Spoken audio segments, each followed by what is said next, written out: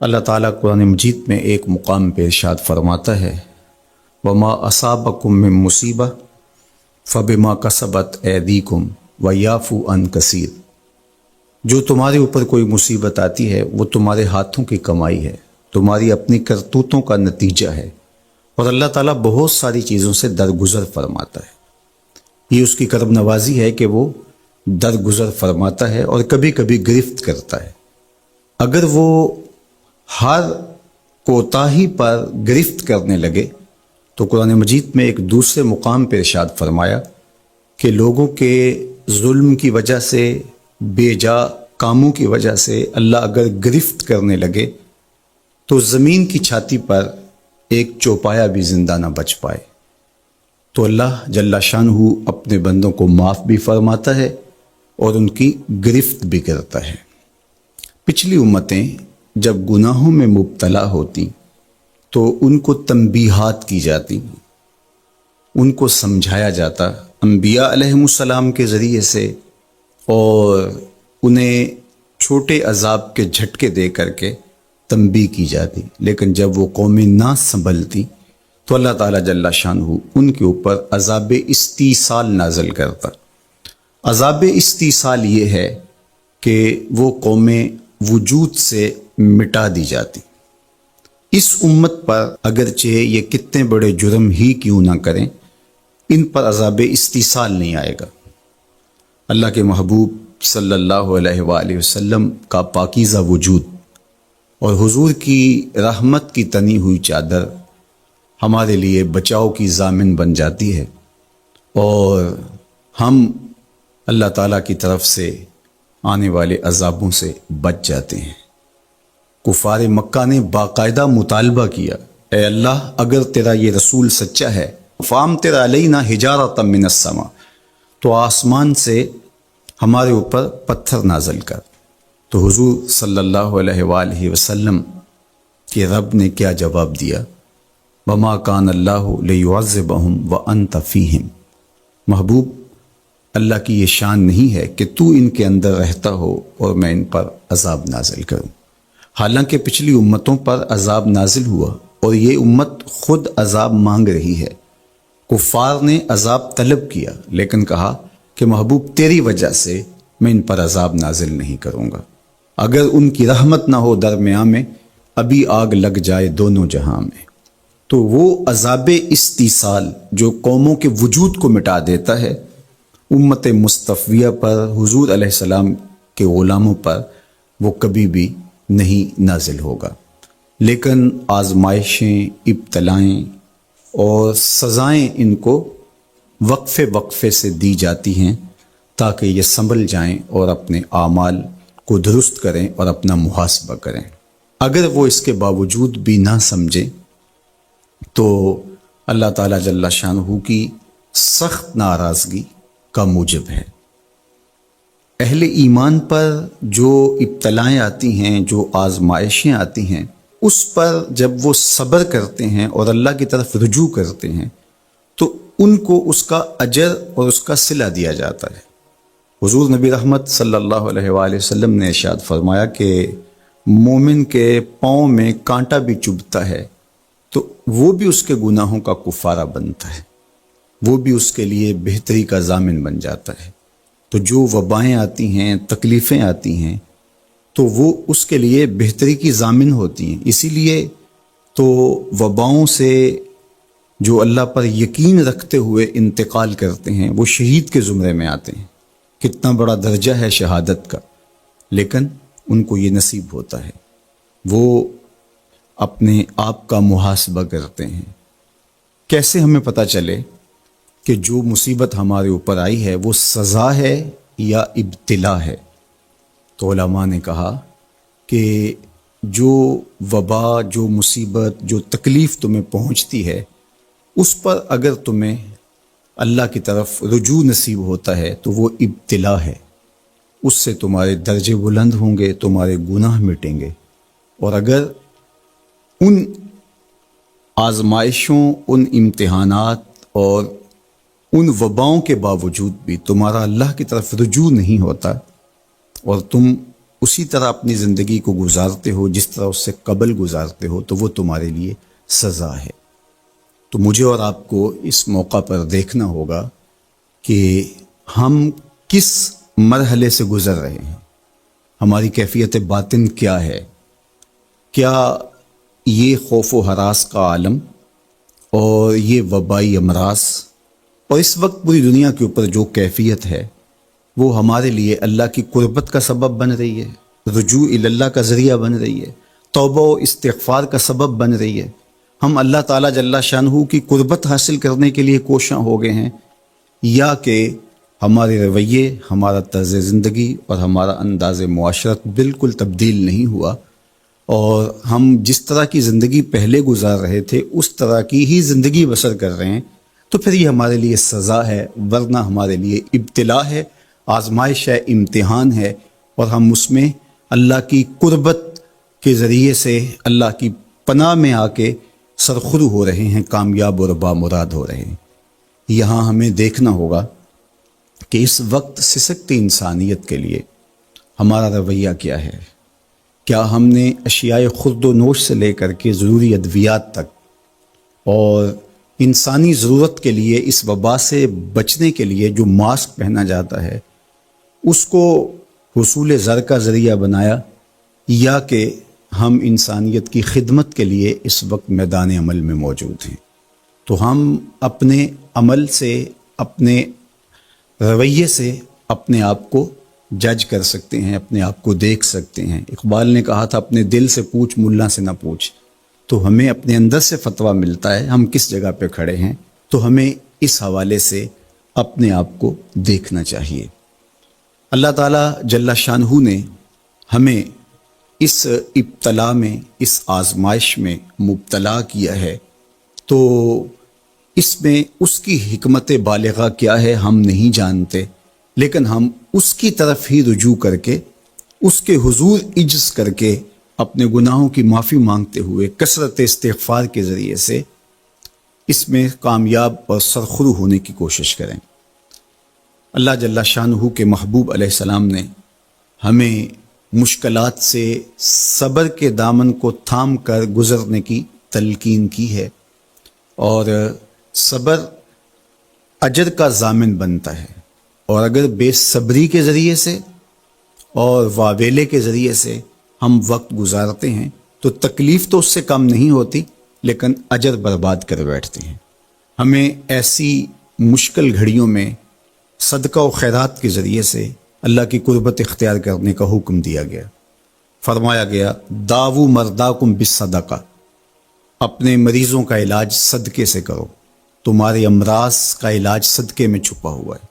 جب تم صدقہ کرتے ہو تو مشکلیں ٹلتی ہیں، تکلیفیں دور ہوتی ہیں، اور پھر تضرع کے ساتھ، زاری کے ساتھ، دعاؤں کے ساتھ، التجاؤں کے ساتھ اللہ کے حضور پیش ہو جاؤ۔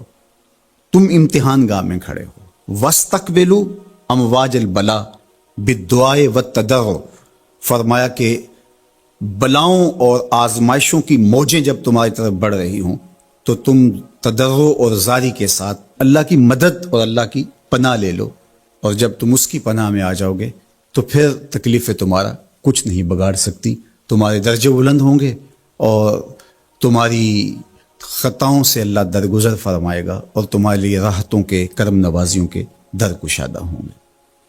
اللہ جل شانہ کی بارگاہ میں ہم دعا بھی کریں، کثرت کے ساتھ استغفار بھی طلب کریں، چونکہ استغفار ہمارے لیے تریاق کا درجہ رکھتا ہے، بالخصوص جب ہم ان حالات میں ہیں۔ حضرت سیدنا عمر رضی اللہ تعالی عنہ فرماتے ہیں لو نزلت صاعقۃ من السماء ما اصابت مستغفرا، آسمان سے کڑکتی ہوئی بجلیاں بھی نازل ہوں تو جو استغفار کر رہا ہوگا وہ ان سے محفوظ رہے گا۔ تو استغفار کرنے والا اللہ جل شانہ کی پناہ میں آ جاتا ہے، اس کی حفاظت کے حصار میں آ جاتا ہے۔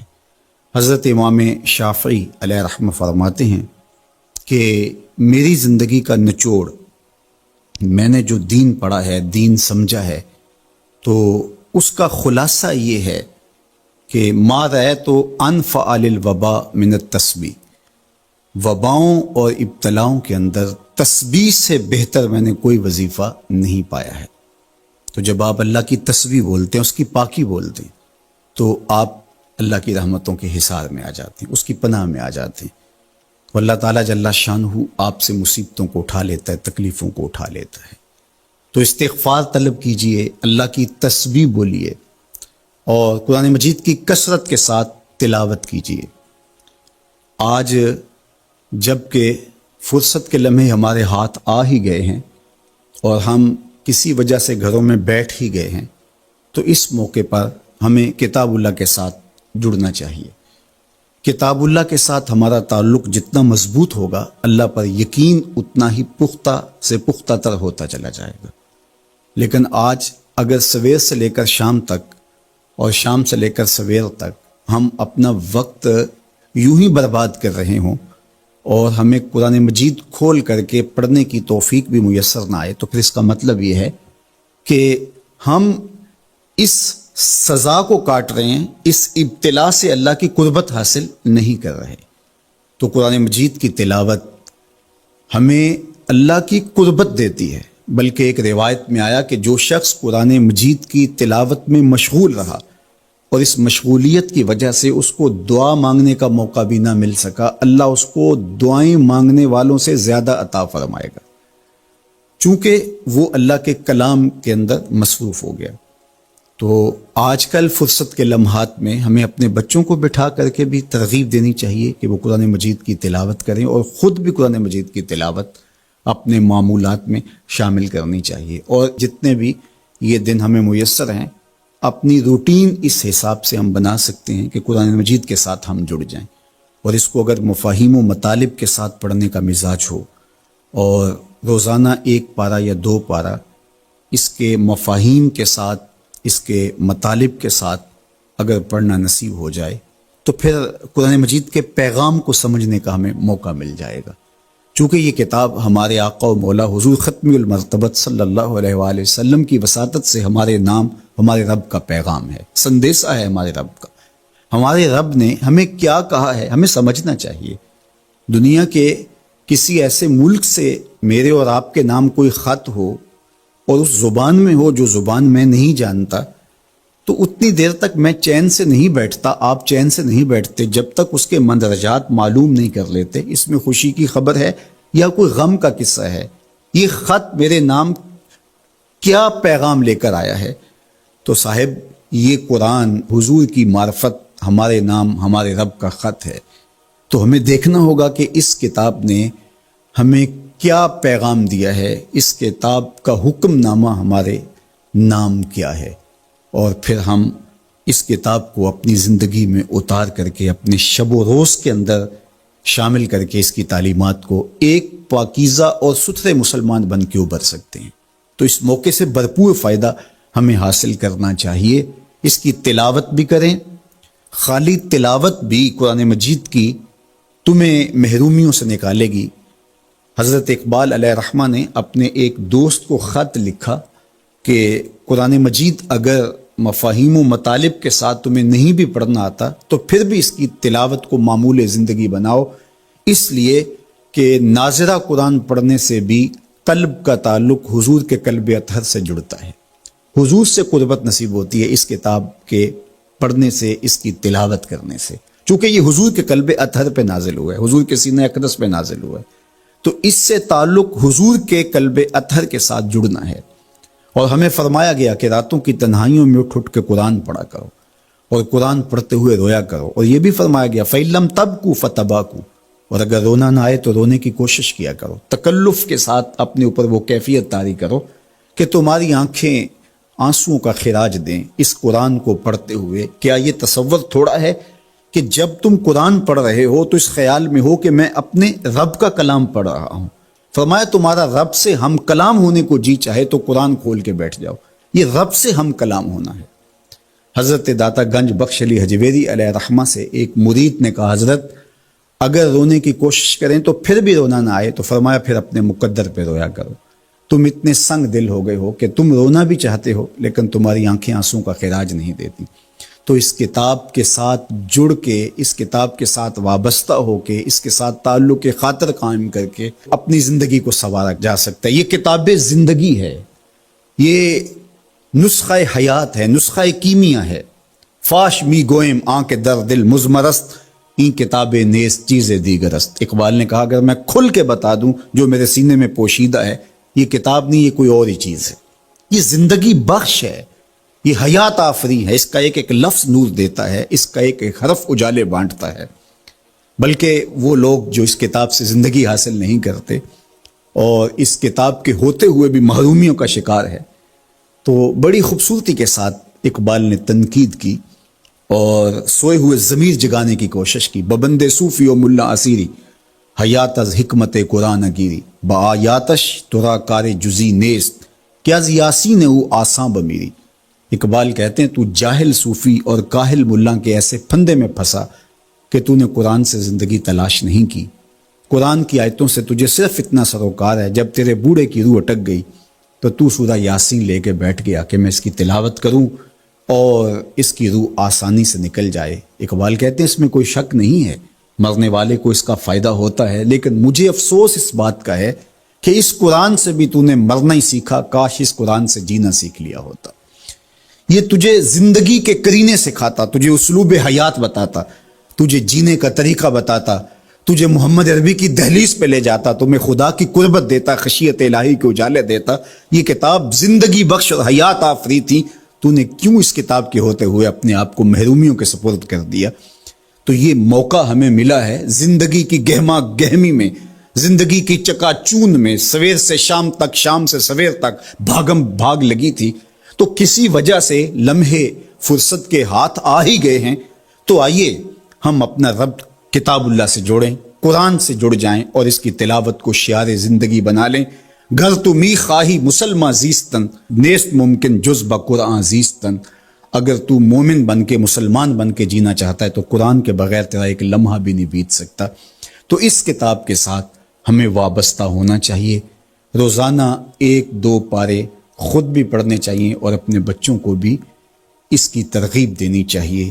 روزانہ ہماری صبح کا آغاز تلاوت کلام مجید سے ہو تو زندگی کتنی خوشگوار، پر نور، تاباں اور منور ہوگی۔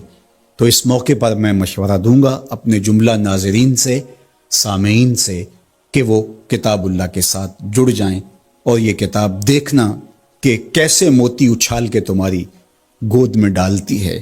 یہ دنیا کی واحد کتاب ہے جو اپنے قاری کو اس کے نفسیات کے مطابق، اس کے مبلغ علم کے مطابق، اس کے ظرف کے مطابق اس کو عطا کرتی ہے۔ دنیا کی کتنی کتابیں ہیں جو ایک عام شخص کے لیے تو دلچسپ ہیں، لیکن جو علم کی بلندیوں پر اڑ رہا ہے تو اس کے لیے اس کتاب میں کچھ بھی نہیں ہوتا۔ اور کتنی کتابیں ہیں جو اہل علم کے لیے تو سرمایہ ہیں، لیکن جو نچلے درجے کا عام شخص ہے اس کو اس کی سمجھ ہی نہیں آتی۔ لیکن قرآن ایک ایسی کتاب ہے، اس کو جس طبقہ زندگی سے تعلق رکھنے والا پڑھے، چاہے وہ ایک عام شخص ہو اور چاہے وہ بہت بڑا مدقق ہو، جو بھی پڑھے قرآن اس کو اس کے ظرف کے مطابق فیض دیتا ہے۔ ہم ہوئے، تم ہوئے کہ میر ہوئے، اس کی زلفوں کے سب ہی اسیر ہوئے۔ یہ اس کتاب کا اعجاز ہے، اس کتاب کا کمال ہے، اور یہ اپنے پڑھنے والوں کے لیے آسان ہے، رشد و ہدایت کی ضامن ہے اور اللہ کی قربت کا ذریعہ ہے، ہمیں زندگی گزارنے کا اسلوب دیتی ہے اور حیات آفرین کتاب ہے۔ تو اس کے ساتھ ہمیں جڑنا چاہیے اور اس موقع سے ہمیں بھرپور فائدہ حاصل کرنا چاہیے۔ ایک بات میں یہ بھی عرض کرنا چاہوں گا کہ اس موقع پر خاص طور پہ ہمیں تھوڑا سا اپنا محاسبہ کرنے کے لیے بھی وقت مل گیا ہے۔ بھاگ دوڑ کے اندر سویر سے شام تک ہمیں اپنے آپ پر غور کرنے کا موقع نہیں ملا اور مقصد حیات کو سمجھنے کی فرصت نہیں ملی۔ ہم کیوں آئے تھے دنیا پر؟ مقصد زندگی کیا تھا؟ کیا رزق کمانا ہی مقصود حیات تھا؟ چلو حلال ہی صحیح، یہ تو کام چیونٹی بھی کرتی ہے، صبح اپنی بل سے نکلتی ہے، کسی کو ضرر نہیں دیتی، تکلیف نہیں پہنچاتی، حلال رزق جمع کرتی ہے اور شام تک وہ اس کام میں لگی رہتی ہے۔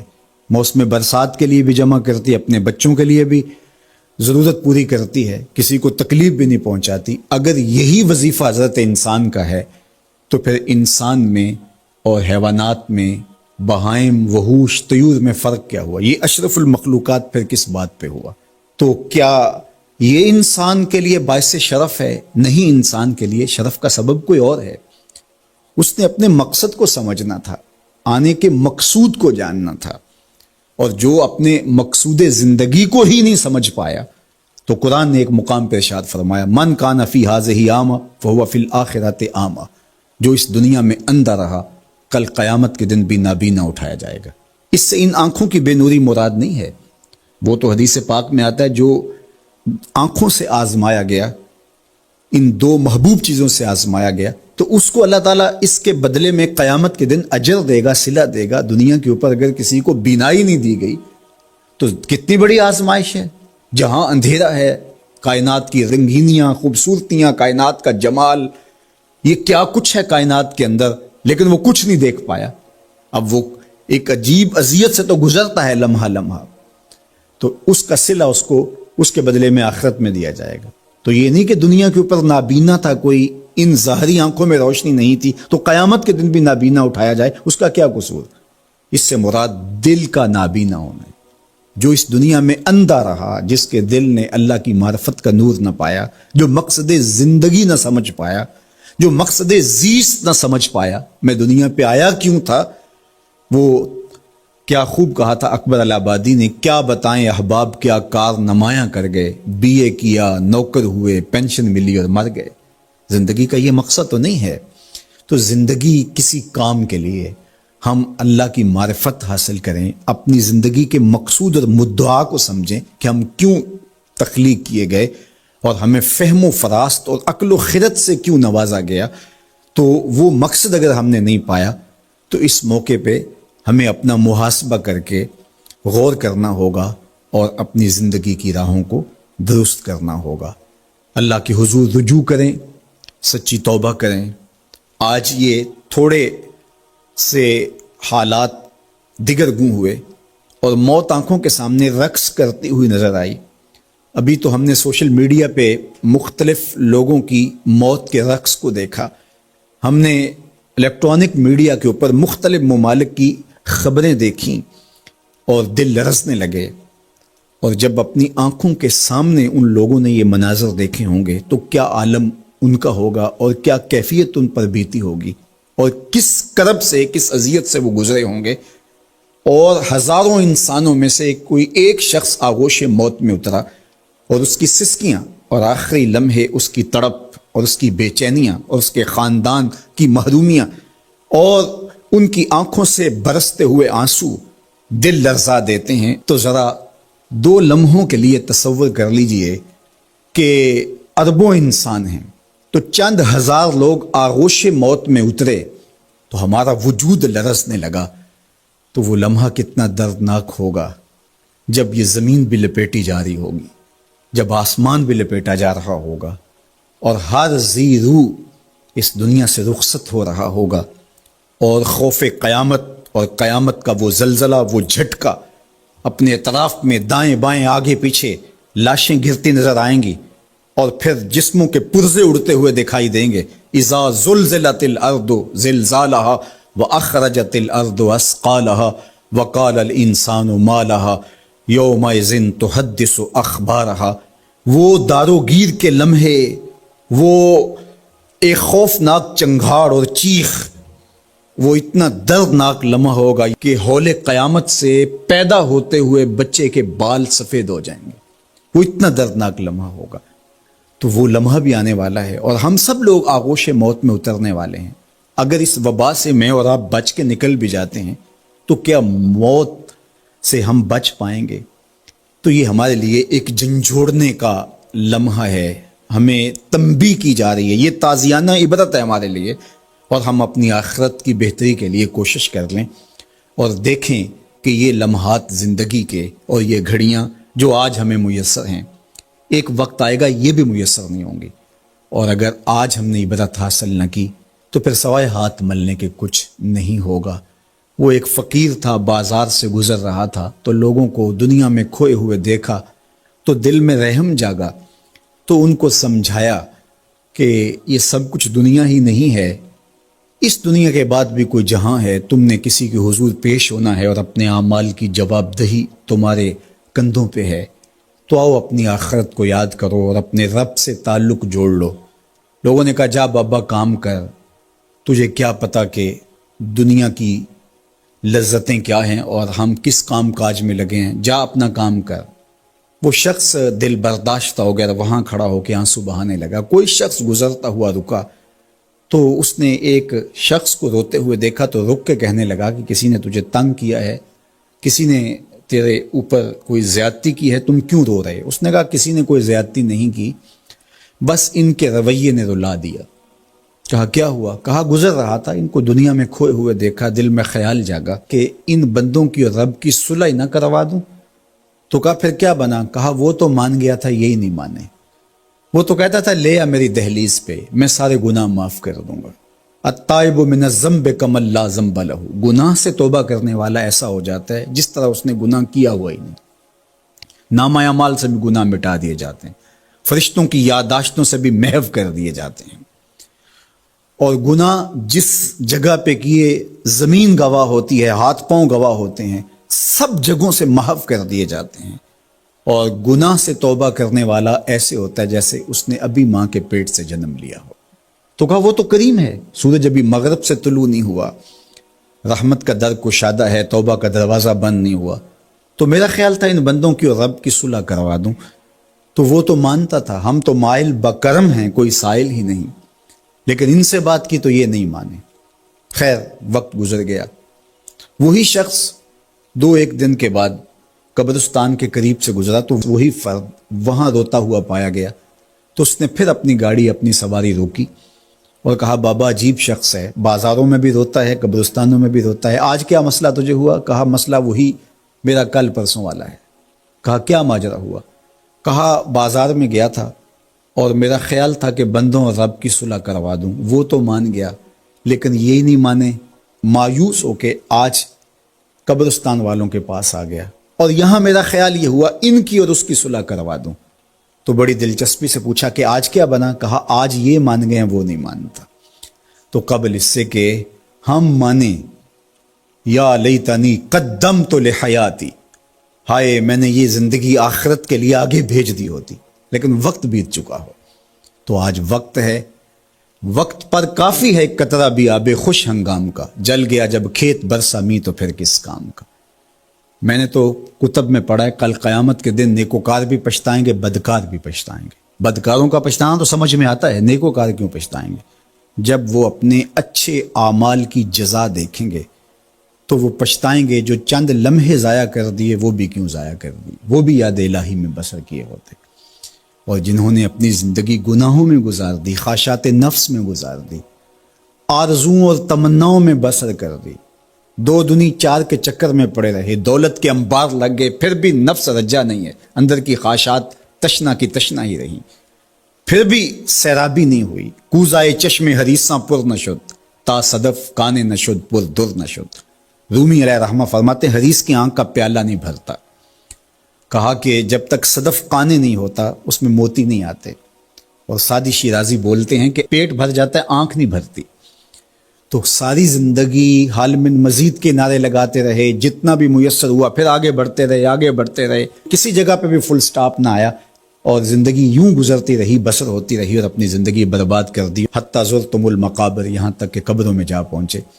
تو آج اپنی آنکھوں کے سامنے موت کا رقص دیکھ رہے ہیں، اور ہم پوری کائنات کے اندر دیکھ رہے ہیں کہ جو وسائل سے مالا مال تھے، جنہوں نے دنیا کو تسخیر کرنے کا دعویٰ کیا تھا، جن کا خیال یہ تھا کہ ہم ہر طرح کے حالات سے نپٹنے کی صلاحیت رکھتے ہیں، ہمارے پاس تمام وسائل میسر ہیں، لیکن آج کس طرح بے بسی کی تصویر نظر آتی ہیں۔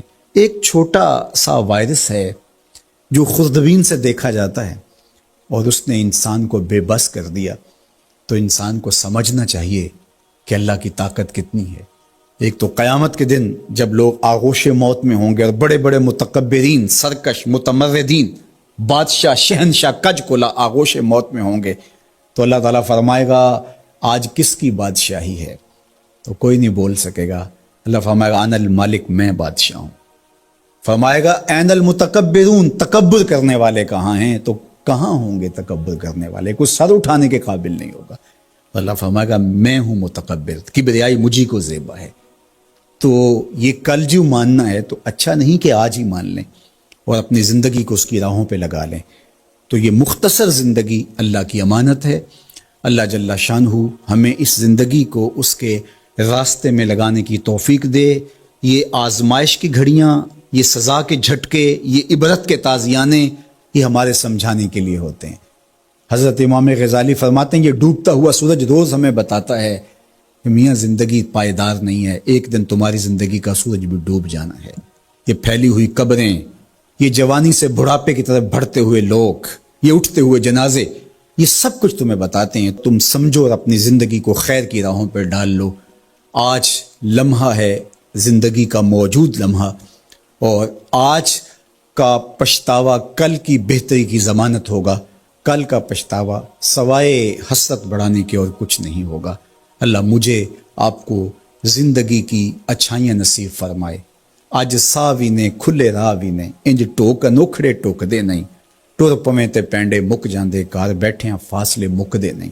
تو آج ایک ایک قدم بھی چلیں گے تو منزل تک پہنچ جائیں گے، لیکن کل یہ قدم شل ہو جائیں گے، یہ زبان بولنے سے بند ہو جائے گی۔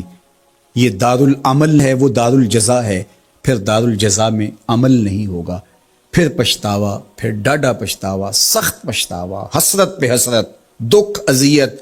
ہائے کوئی چیخ چیخ کے کہتا تھا میں اس کی بات مان لیتا، میرے گھر میں قرآن پڑھا تھا میں کھول کے دیکھ لیتا، میں مصلحین کی بات سن لیتا، میں اٹھتے ہوئے جنازوں سے کچھ سمجھ لیتا، میں قبرستانوں میں جاتا، ٹوٹی شکستہ قبریں مجھے کوئی کہانی سنا رہی تھی جن کا طوطی بولتا تھا، پھر ان کی قبروں پہ خاک بھی اڑتی میں نے دیکھی، لیکن میں نے کسی سے عبرت حاصل نہ کی۔ میں نے سمجھا کہ یہ جوانی ہمیشہ رہے گی، یہ زندگی ہمیشہ رہے گی، لیکن سارا خواب تھا ٹوٹ کے بکھر گیا۔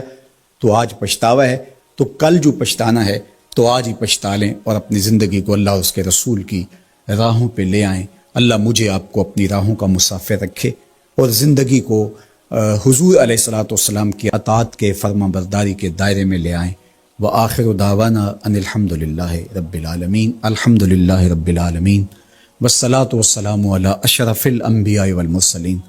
اللہ اٹھے ہوئے ہاتھ، پھیلی ہوئی جھولیاں اپنی رحمتوں سے بھر دے، بخت کی بہاریں نصیب فرما دے، مقدر کی خزائیں رخصت کر دے۔ جئیں تو تیرے لیے، مریں تو تیرے دین کے لیے، زندگی کی آخری ہچکی تک تیرے رسول کے وفادار رہیں۔ ہر علت، ہر قلت، ہر ذلت سے رہائی عطا کر دے، اپنے محبوب کے در کی گدائی عطا کر دے۔ نفس و شیطان کے مکر و فریب سے، دجل و تلبیسات سے ہماری حفاظت فرما۔ اے اللہ ان وباؤں سے نجات عطا کر دے۔ اے اللہ تیری مخلوق تڑپ رہی ہے، سسک رہی ہے، میرے مالک اپنی مخلوق پہ رحم فرما اور اپنا خاص کرم فضل ان پہ نازل کر دے۔ اے اللہ اس وبائی مرض سے نجات عطا کر دے، اپنا خاص کرم فضل اللہ امت مسلمہ کا مقسوم کر دے۔ اللہ میرے وطن کی خیر فرما، میرے ملک کو امن کے اجالے عطا کر دے۔ اللہ میرے ملک کی معیشت کو جمال عطا کر دے، خیر، خیریت، برکت، رحمت اور راحت ہمارا مقدور کر دے۔ اٹھے ہوئے ہاتھ خالی نہ موڑنا، پھیلی ہوئی جھولیاں اپنی رحمتوں سے بھر دے۔ ساری زندگی اپنی چوکھٹ کا فقیر رکھنا، اپنی دہلیز کا نوکر رکھنا، کبھی کسی کا محتاج نہ کرنا، ہمیشہ اپنی چوکھٹ کا فقیر رکھنا۔ اللہ ہم تیرے عاجز، ناتواں، کمزور بندے تیری دہلیز پہ ہاتھ پھیلائے، جھولیاں پھیلائے تیری رحمت کی بھیک مانگ رہے ہیں۔ میرے مالک اپنے کرم سے ہماری جھولیاں اپنی رحمتوں سے بھر دے۔ اس وبائی مرض سے اہل وطن کو، پورے عالم کو نجات عطا کر دے۔ اے اللہ اس مرض کو دور کر دے، اس کو ہواؤں میں اڑا دے، دنیا کے افق سے اس کو غائب کر دے۔ اللہ جو موجود ہے اس کے لیے اپنے کرم سے دوائیں نصیب فرما۔ اے اللہ اپنا خاص کرم فضل اس وطن پاکستان کے شامل حال فرما، جو مسیحا قوم کے اس وقت اس بیماری کے ساتھ نبرد آزما ہیں اور مشکل حالات کے اندر مریضوں کی دیکھ بھال کر رہے ہیں۔ اللہ ان ڈاکٹرز کو حفاظتوں کے حصار میں رکھنا، ہماری پاک فوج ہماری پولیس اور ہمارے ادارے جس طرح اس مشکل گھڑی میں قوم کے ساتھ آ کھڑے ہوئے، اپنی جانوں کو ہتھیلیوں پہ رکھ کے اے اللہ ان کی حفاظت فرما، ان کے اہل و عیال کی حفاظت فرما، ان کے بچوں کی حفاظت فرما، ان کی نسلوں کو خوشبودار رکھنا اور اپنی پناہوں کا حصار عطا کرنا۔ اللہ میرے وطن میں نظام رسول کی بہاریں پیدا کر دینا، اللہ خیر اور بھلائی مقسوم کر دینا۔ اے اللہ سسکتی انسانیت کا یہ درد دیکھ کر کے دنیا کے جو کارپرداز ہیں ان کو یہ سوچنے کی توفیق دے کہ کشمیر میں، القدس میں اور دیگر بلاد اسلامیہ کے اندر سسکتی انسانیت کیسے وقت کاٹتی ہے، اور دنیا کے اوپر امن کے لیے پائیدار کوششیں کرنے کی توفیق عطا فرما۔ اللہ ہمارے اٹھے ہوئے ہاتھ خالی نہ موڑنا، جملہ ناظرین کی جتنی دعائیں ہیں اللہ اپنے کرم سے مستجاب فرمانا، بے اولادوں کی جھولیاں اولاد سے بھر دینا، دکھیوں کے دکھ دور فرمانا، پریشان حالوں کی پریشانیاں دور فرمانا، بیماروں کو شفا عطا کر دینا، بے اولادوں کی گودیاں اولاد سے ہری کر دینا، انہیں اولاد نرینہ بھی بخشنا، اولاد مادینہ بھی بخشنا، اور ان پر اپنی خاص رحمات کا نزول کر دے۔ وصلی اللہ تعالی علی النبی الامین وعلی آلہ واصحابہ اجمعین۔ حضور علیہ السلام کی 5300 سے زائد احادیث کے راوی حضرت ابو ہریرہ قبیلہ دوس سے تعلق رکھتے ہیں۔ باپ انتقال کر گئے ہیں، ساری زندگی حضور کے نام پہ گزار دی۔ حضرت ابو ہریرہ خدمت حدیث میں ایسے مشغول رہے کہ شادی کرنے کی فرصت بھی نہیں پائی، ساری زندگی حضور علیہ السلام کی سنگت میں، صحبت میں گزار دی۔ بلکہ مجھے یہاں ایک لطیفہ یاد آ گیا، ہمارے ایک مولانا صاحب ہوا کرتے تھے، تو وہ پڑھے تو معمولی تھے لیکن تھے بڑے زندہ دل۔ تو ایک دن کسی نے ان سے پوچھ لیا کہ حضرت یہ جو ابو ہریرہ ہیں ان کو ابو ہریرہ کیوں کہتے ہیں؟ تو ہریرہ تو ہرہ کی تصغیر ہے اور ہرہ بلی کو کہتے ہیں، لیکن چونکہ ان کے علم میں نہیں تھا تو انہوں نے ایک دو لمحے غور کیا، پھر 2-3 مرتبہ اس لفظ کو دہرایا ابو ہریرہ، اور پھر سوچ کے کہنے لگے سمجھ آ گئی ابو ہریرہ کو ابو ہریرہ کیوں کہتے ہیں۔ پوچھنے والوں نے کہا جناب کیوں کہتے ہیں؟ کہا ابو ہریرہ کا معنی ہے ہر ویلے حضور کے پاس رہنے والا۔ تو چلو آج یہی ترجمہ کر لیتے ہیں، ابو ہریرہ ہر ویلے حضور کے پاس ہی رہتے تھے، بلا تعین اوقات حضور سے درس حیات، درس زندگی، درس دین لیتے تھے۔ یہ صفہ کے چبوترے پہ بیٹھ کے حضور سے تعلیم حاصل کرنے والے اسلام کی پہلی درس گاہ کے طالب علم ہیں۔ جنگل سے لکڑیاں کاٹ کے لاتے، بیچتے اور پیٹ کی آگ بجھاتے، کبھی حضور کے گھر سے لنگر آ جاتا، کبھی